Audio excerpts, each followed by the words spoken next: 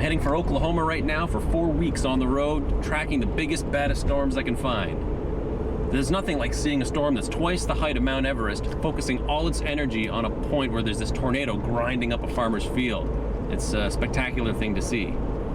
Yeah, there's lots of times where there's blue sky with nothing to see but cows and cornfields and telephone poles, but it's punctuated by moments of absolute sheer terror.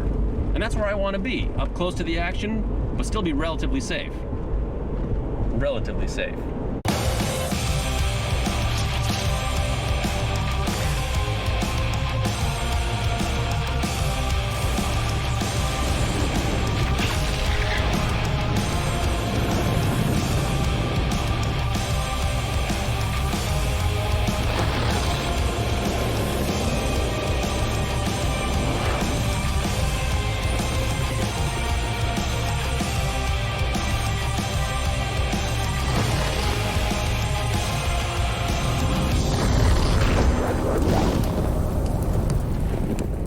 Each spring here in the Great Plains of the central United States, warm, moist air from the Gulf of Mexico, cooler, drier air from the Rockies, and a strong jet stream overhead combine to create all kinds of severe weather, including tornadoes. On an average year, over 1,000 tornadoes touch down in the United States, most of them right here. And that's why this place has earned the nickname Tornado Alley.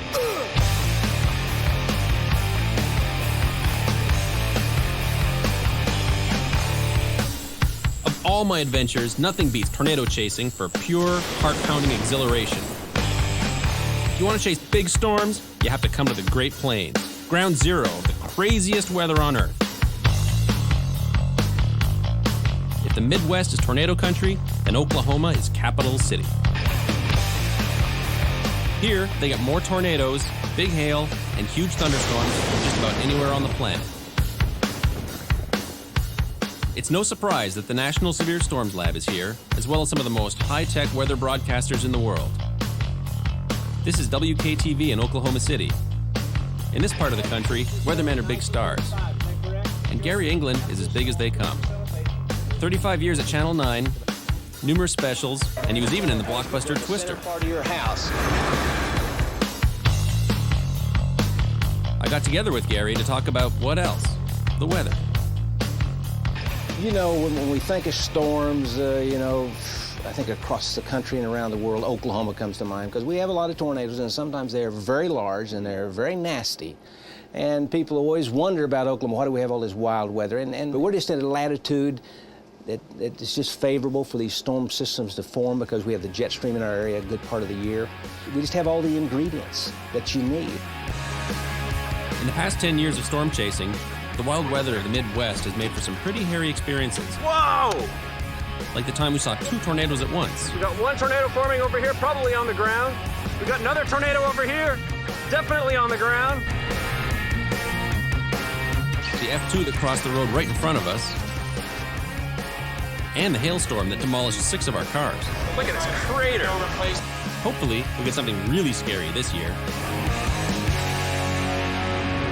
Right now I'm in Norman, Oklahoma, which is just south of Oklahoma City. And we're just starting the very beginning of the tornado chasing season right now. I'm going to be out here for a month. Every year I come down to help guide groups of people from around the world to see the wildest weather on Earth. Beautiful. If you want to check and see exactly where I am, you can go to stormchaser.ca, and we have a live tracking map and a webcam so you can ride along. And that's it. All right, let's go.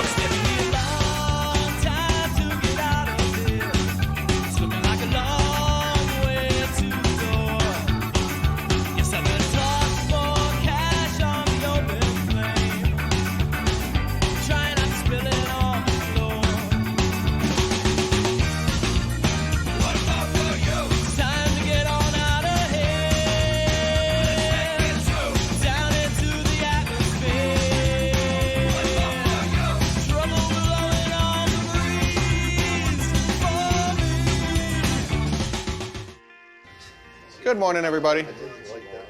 I just wanted to give you a brief overview of what we're going to be doing out there. I've been storm chasing with Charles Edwards for many years. Follow a few safety precautions when there is a lot of lightning. We're getting this group ready for 2 weeks on the road. driving from Another state to danger out state, there is looking hail. for storms. If you're outside the vehicle, big hail, you could get hurt. Inside the vehicle, you're fairly safe until the window busts out. And all bets are off. If there's big hail around, you'll get the chance to see it for sure. We want to be there as bad as you guys do, so we get right in there. We push it pretty hard when we're actually chasing. Tonight we'll have a little barbecue out here, out by the pool area. No, the spouse will be doing like that. Hot and dry, here we go again. More dry air, more heat. 87 Orlando, 94 in the Dallas area. And once again, Texas and Louisiana, a lot of heat out there. Again, Kelly, on Getaway Friday for the Colonial, a hot one in the Dallas-Fort Worth area. First day of the chase. Everybody is packed and pumped. Unfortunately, the weather is not cooperating. Next hour or so, hopefully the sun will heat up things considerably here so that we can get some thunderstorm development. Now we have to make the critical decision about where to position ourselves. And time is running out. And it's getting late in the day. We need to have a criteria here. Do we call it off now or do we wait? Give us another... The worst part is the waiting. In this game, you have to be patient. All right. You want to give it till 6. You want to give it till 6 o'clock? I don't really see any reason to. I mean, I don't see anything going to change in 5 minutes. Tell everybody to do a pit. Hold off, get hotels Selena there. would probably. Chase, I'll hold off. cancel. Game over. Game over. Game over, man. I mean, we were in a great position today if storms were to fire up, but today they didn't. We're at the peak of the day, and now we're going to basically give up on this and get into position for tomorrow. Boo, boo, boo. Now just watch. We'll pack up, we'll head out, and then the storms will fire up. Okay.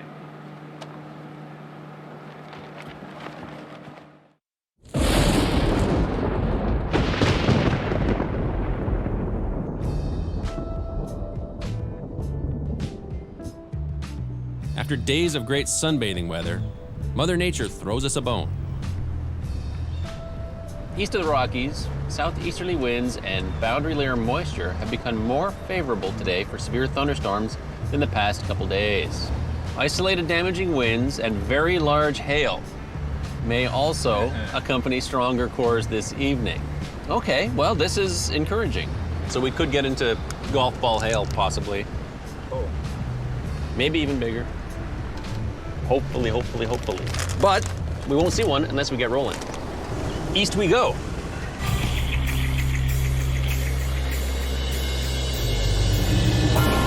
It may be hard to see, but there's our target thunderstorm. We're in a tornado watch box right now, and we've got a target storm. It's got an anvil on it. You can see where the updraft has gone up and is spreading out at the top of the troposphere. And that's a good sign. From a distance, it looks good, but we gotta get closer. And we're gonna try and intercept this thing, and it's just starting to get going, so looks like things are gonna really heat up this afternoon.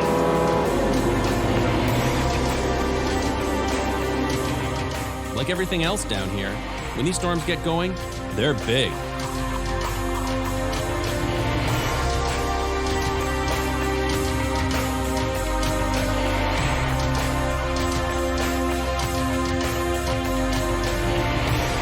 Right now, the storm's got a tornado warning on it. We've been tracking it for a couple hours now across some of the dirt roads. Tornado could form here any minute. Well, this storm just produced about egg-sized hail. It pounded all around us. We luckily escaped getting any damage from that. It has strong rotation, and we're going to have to move here very shortly to get away from this. Stay ahead of it. The next county over, the bases should lower considerably, and that's when I expect possibly the tornado to move to.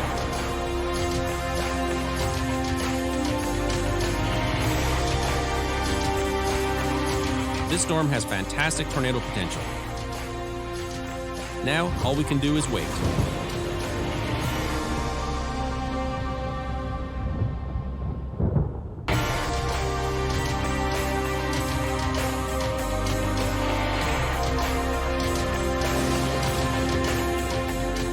We're deep in Tornado Alley, closing in on the biggest storm we've seen so far this season.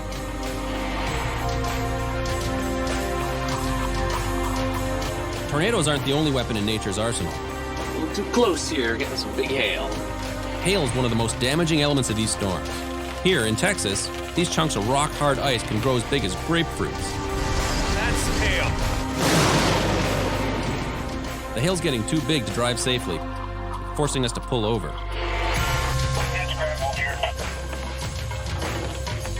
We've learned from bitter experience what can happen if you don't take cover. Look what it did to these. How big does a hailstone have to be to do this kind of damage? I find the best thing you can do when hail's pounding down around you, get out there and get some samples, quickly.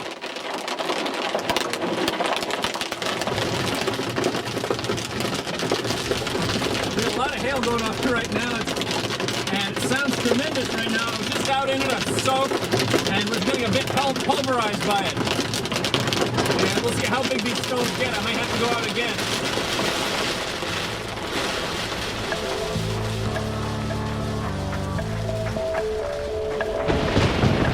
We're in Vermont, Texas, and we've been chasing this tornado-warned storm for several hours now. But we got to see hail, tremendous lightning, incredible storm structure. Yeah, I have that one.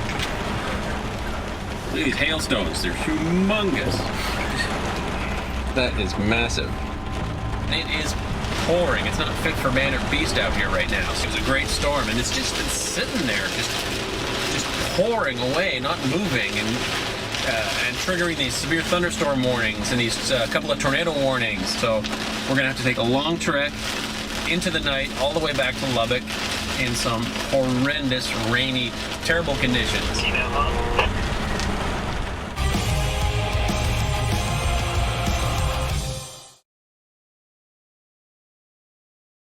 Okay, let's go. Which motel? All right, hopefully we won't lose the windshield. I know.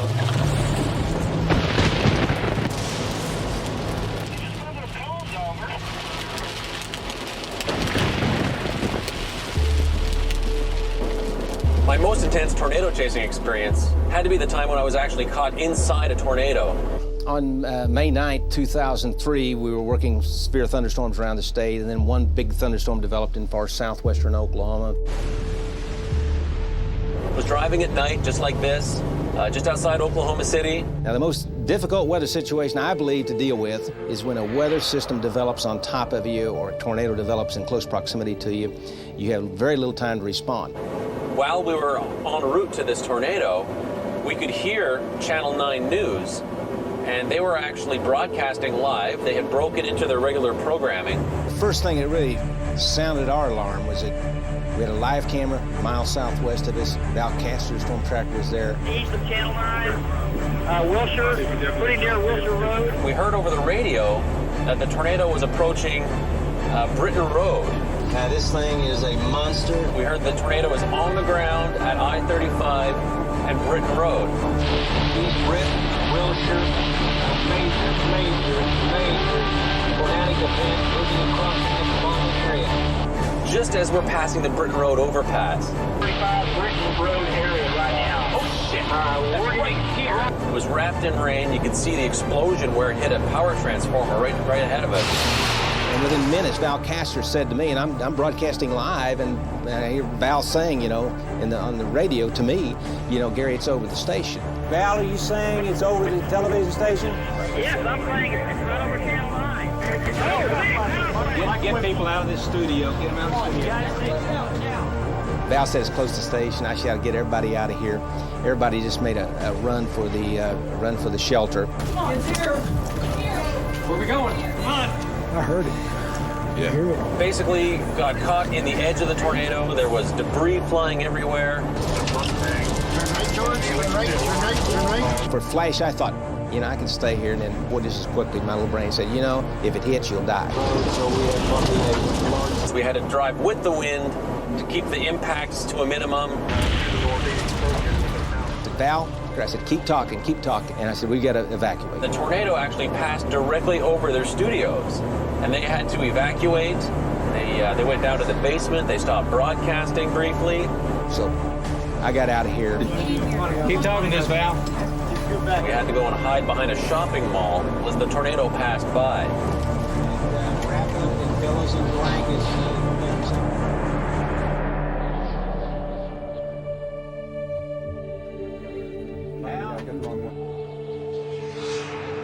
Got down to the shelter. Took me about 30, 40 seconds to get to shelter. By then we hadn't been hit, so it was pretty obvious that we weren't going to be hit at that time, even though you could hear the thing in the air over the station. And I came back in here. We came back on the air. Val, can you hear me? It's looking like it's past us. And it took about 10 or 15 minutes for my leg to stop shaking from the excitement. When I came back, man, it was like someone gave me a shot of something to really jack me up, because my speech was rapid, my energy level was extremely high. My heart was racing, and we ended up going down into Moore, where we were going to stay at this motel. The problem is, we go to pull in, and the motel had been obliterated by the F4 tornado that hit Moore the day before. It was just an unbelievable day and an unbelievable experience.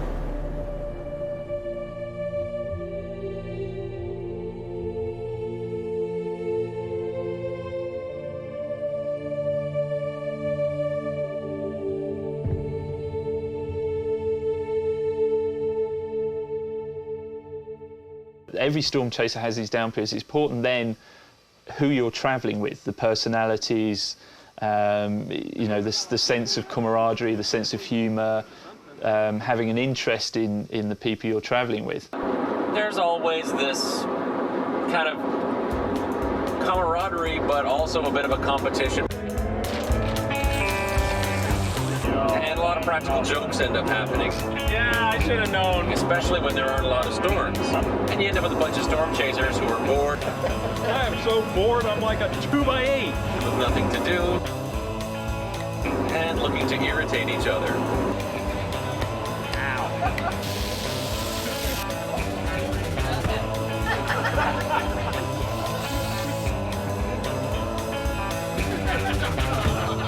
You can have periods of several days or even a week where a ridge of high pressure may come down and there's just no weather, there's just clear blue sky.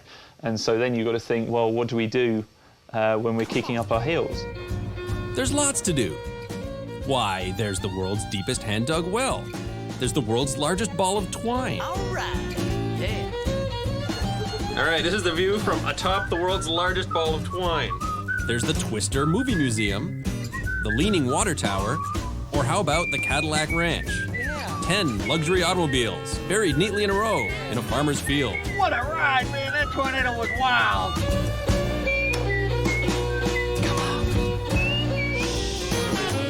Someone thought this was a good idea. Best of all, there's the famous Big Texan Steakhouse,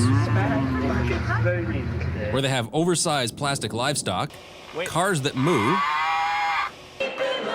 people sing, people dance, and there's a giant piece of meat. If you can eat it in an hour, it's free. But what kind of an idiot would do that? Oh, never mind. To accomplish this, you want to pace yourself. You got a full hour to do it in. Yes, thank you. Good luck to you. I'll chase down hurricanes, tornadoes, volcanoes, but this steak is what's going to do me in. Remember, he only has 1 hour. Y'all give George a Texas hand and encourage him on.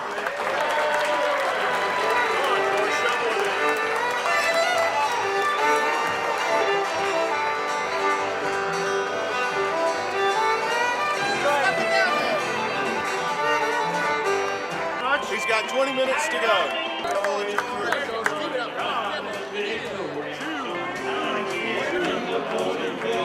7.5.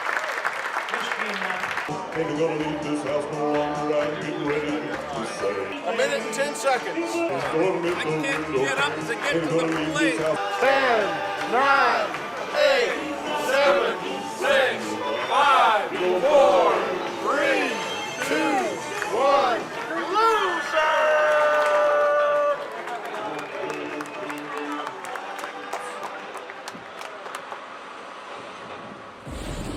Today there will be widespread outbreak of severe weather. The SPC is calling for an enhanced severe weather outlook. They have issued a very large 15% probability of tornadoes. Not every big storm is wet. Wall of dirt's coming, guys. Take cover. was a tornado reported at Patricia. Yeah, it was right along the lead edge. Is there any ace options up here? We just got sandblasted big time. Big dry thunderstorm. Not a lot of rain, but lots of wind. Oh, another big one right here. Hold on. Hold on. Far west, aren't we here? Okay, we still have to go a few miles further west. Try and intercept the better storm, which is going to be over here. We head out of town to find even more dirt.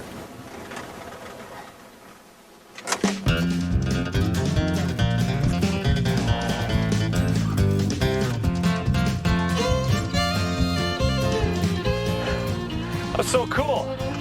It was like being in the eye of a tornado. It was calm in the middle. I was running along beside it. And you could see the edge, all the dust being kicked up. And as long as I was right in the middle, the dead center, it was almost completely calm.